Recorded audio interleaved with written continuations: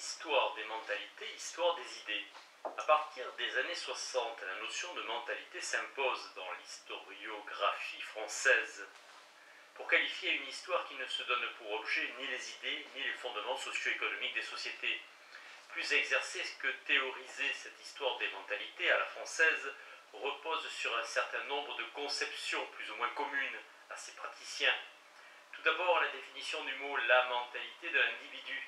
Fût-ce un grand homme, et justement ce qu'il a de commun avec d'autres hommes de son temps, ou encore le niveau de l'histoire des mentalités et celui du quotidien et de l'automatique. C'est ce qui échappe au sujet individuel de l'histoire, parce que révélateur du contenu impersonnel de leur pensée.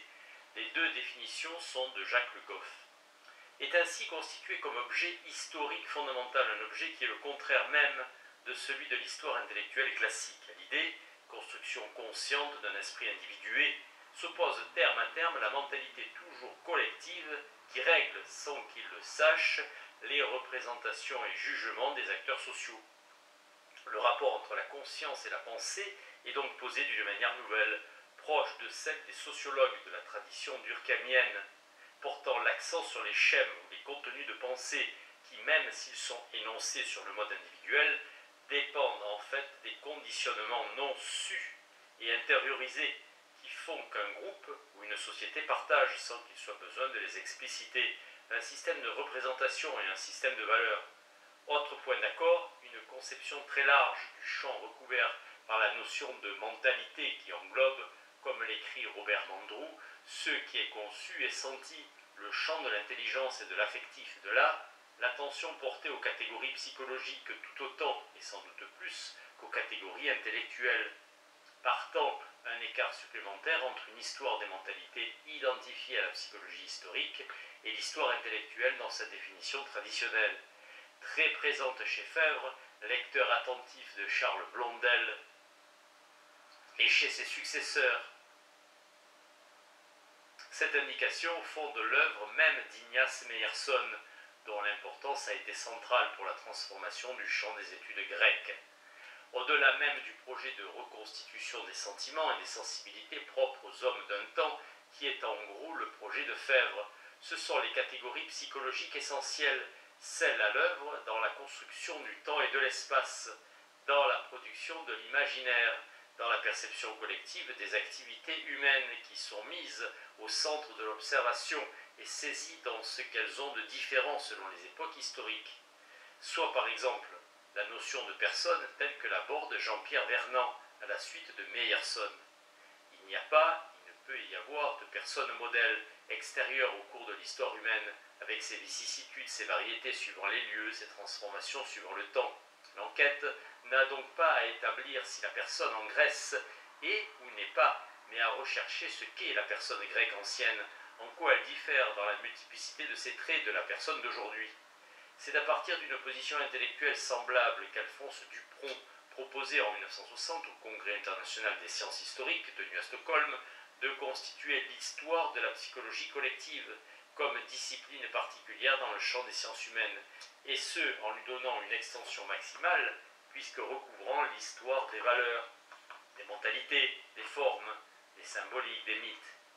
En fait, à travers une telle définition de la psychologie collective, c'est une reformulation totale de l'histoire des idées qui était suggérée. Un des objets majeurs de l'histoire de la psychologie collective est en effet constitué par les idées forces et les concepts essentiels qui habitent le mental collectif. Le mot est de Dupron, des hommes d'un temps. Les idées saisies à travers la circulation des mots qui les désignent, situés dans leur enracinement sociaux, pensés dans leur charge affective et émotionnelle autant que dans leur contenu intellectuel. Ils deviennent ainsi, tout comme les mythes ou les valeurs, une de ces forces collectives par quoi les hommes vivent leur temps, donc une des composantes de la psyché collective d'une civilisation.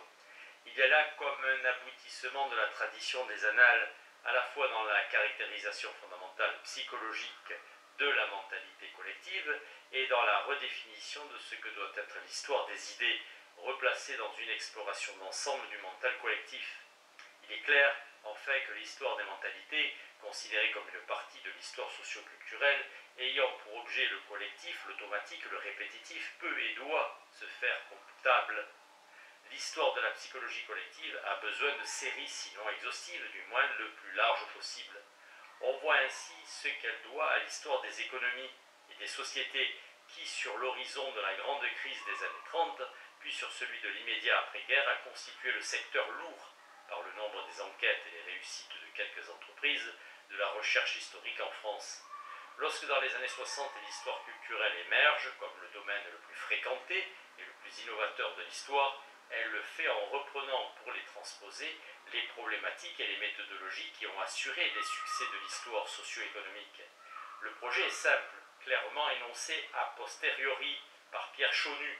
Le problème consiste à porter vraiment le troisième niveau, à savoir l'affectif et le mental, au bénéfice des techniques d'une statistique régressive, au bénéfice donc de l'analyse mathématique des séries et de la double interrogation du document d'abord en soi, puis par rapport à sa position au sein de la série homogène, dans laquelle l'information de base est intégrée et posée. Il s'agit d'une adaptation aussi complète que possible des méthodes perfectionnées depuis de nombreuses années par les historiens de l'économie, puis par ceux de la quantité sociale. De ce primat accordé à la série, donc à la collecte et au traitement de données homogènes, répétées et comparables à des intervalles réguliers, dépendent plusieurs corollaires, et tout d'abord le privilège donné à des ensembles documentaires massifs, largement représentatifs socialement, et qui autorisent sur une longue période la collecte de données multiples. De là la relecture et le réemploi de sources classiquement utilisées en histoire sociale, par exemple les archives notariales. De là aussi l'invention de sources nouvelles, propres à restituer les manières de penser ou de sentir. Au-delà de la similitude méthodologique, cette histoire sérielle du troisième niveau, pour reprendre l'expression que nous discuterons plus loin de Pierre Chaunu, partage avec celle des économies et des sociétés une double problématique. La première est celle des durées.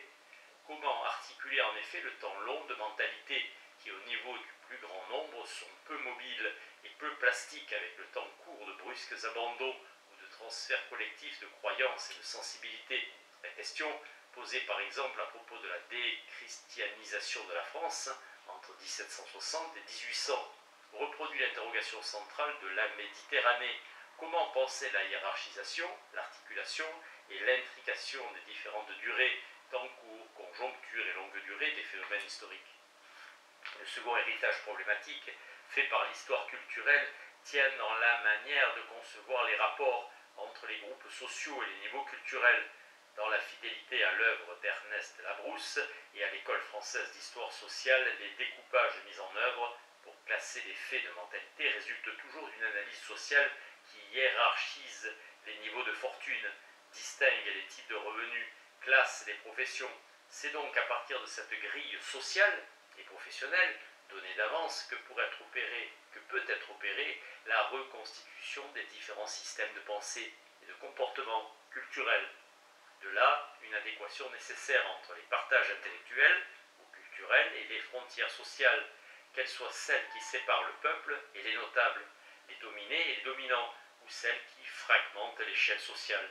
Ce primat presque tyrannique du social qui définit préalablement des écarts culturels qu'il ne s'agit plus ensuite que de caractériser est la trace la plus nette de cette dépendance de l'histoire culturelle vis-à-vis de l'histoire sociale qui marque l'historiographie française de l'après-guerre. On peut d'ailleurs noter que cette dépendance n'existe pas chez Fèvre ou Bloch, plus sensibles soit aux catégories partagées par tous les hommes d'un temps, soit aux usages différentiels de l'équipement intellectuel disponible. C'est sur ces fondements méthodologiques, affirmés ou inconscients, que l'histoire des mentalités s'est développée dans l'historiographie française depuis une quinzaine d'années. Elle répondait en effet bien mieux que l'histoire intellectuelle aux nouvelles prises de conscience des historiens français. Parmi ces dernières, trois importent avant tout. En premier lieu, la conscience d'un équilibre nouveau entre l'histoire et les sciences sociales, contestée dans sa primauté intellectuelle et institutionnelle. L'histoire française a réagi en s'annexant les terrains et les questionnaires des disciplines voisines, anthropologie, sociologie, qui mettaient en cause sa domination. L'attention s'est donc déplacée vers des objets des pensées et gestes collectifs vis-à-vis de la vie et de la mort, les croyances et rituels, les modèles éducatifs, jusque-là propres à l'enquête ethnologique et vers de nouvelles questions largement étrangères à l'histoire sociale, attachées avant tout à hiérarchiser les groupes constitutifs d'une société. Prise de conscience aussi que les différenciations sociales ne peuvent pas être pensées seulement en termes de fortune ou de dignité, mais qu'elles sont soit produites, soit traduites par des écarts culturels.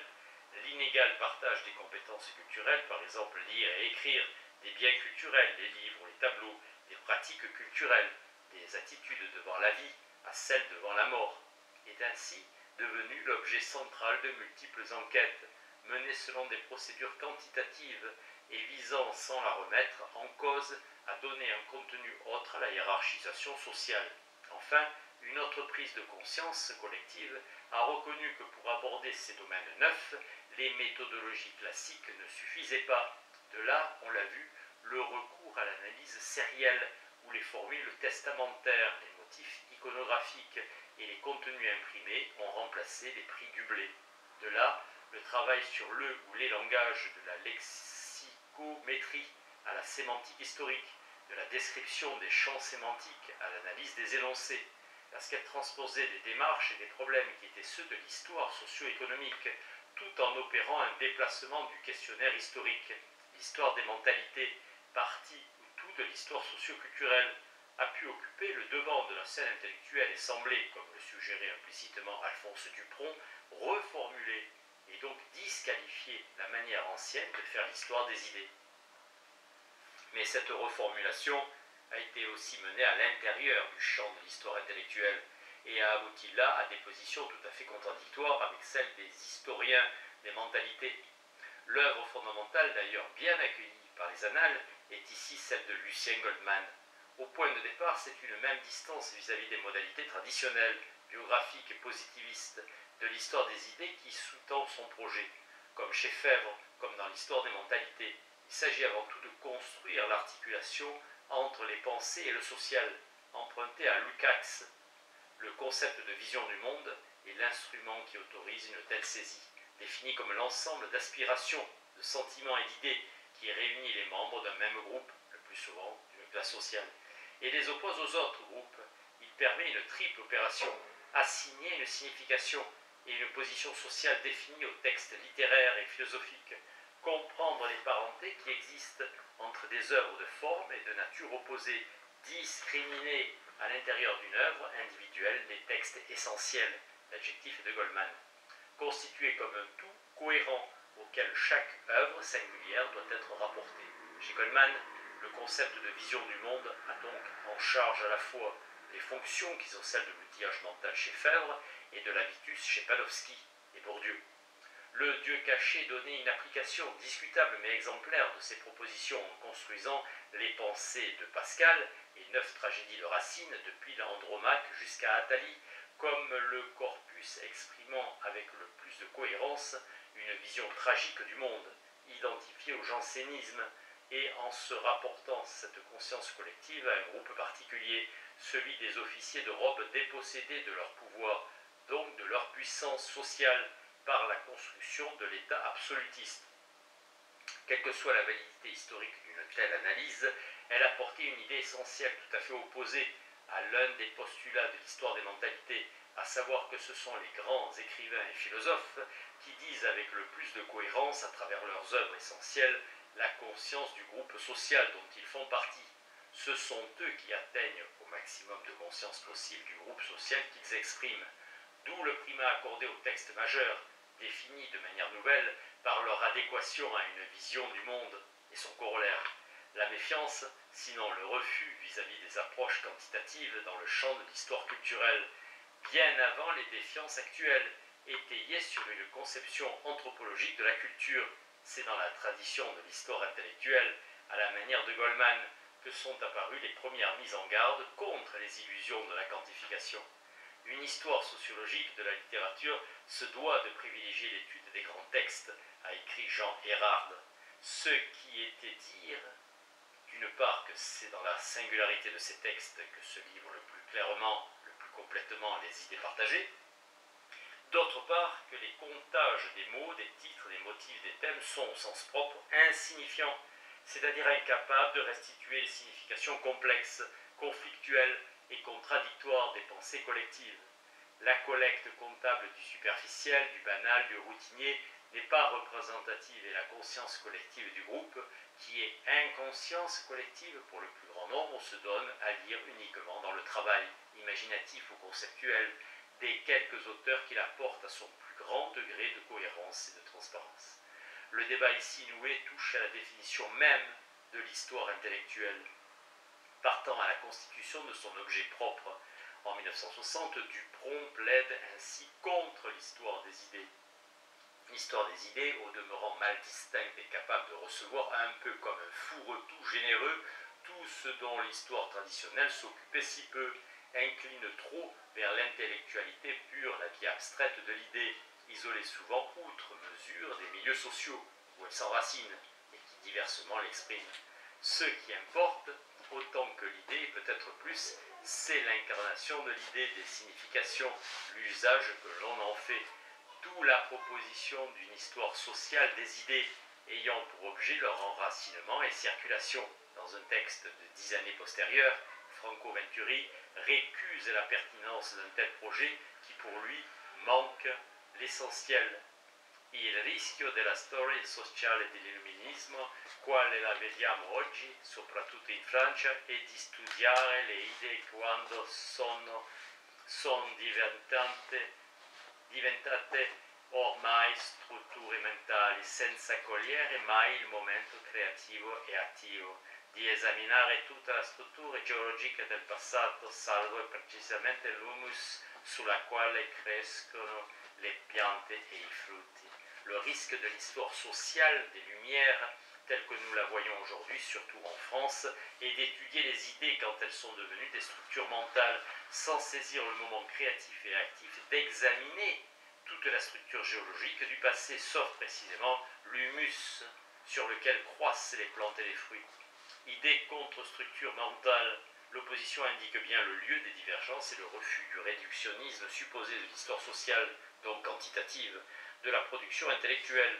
Ce réductionnisme a d'ailleurs un double visage.